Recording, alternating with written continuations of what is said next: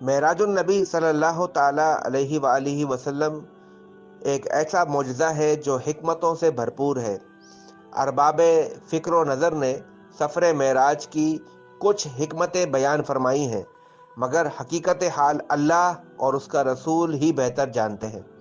ان حکمتوں سے دل جوئی محبوب سے لے کر عظمت مصطفیٰ صلی اللہ علیہ وسلم تک منشاء ایزدی کے کئی پہلو انسانی زندگی پر واضح ہوتے ہیں۔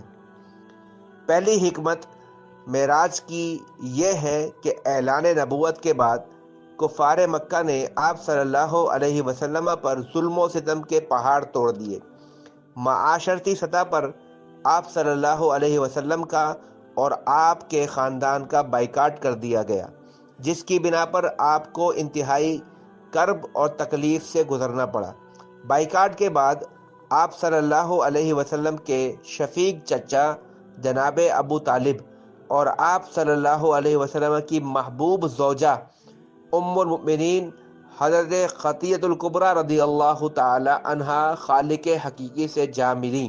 چنانچہ ایسے حالات میں اللہ تبارک و تعالی نے چاہا کہ اپنے پاس بلا کر سارے غم، دکھ اور پریشانیاں دور کر دی جائیں اور اپنے محبوب کریم صلی اللہ علیہ وسلم کی دل جوئی کی جائے۔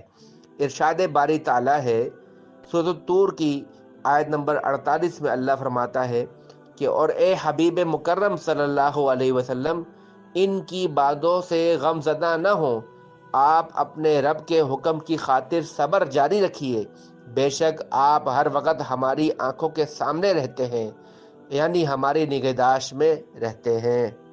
یہ معراج کی پہلی حکمت تھی۔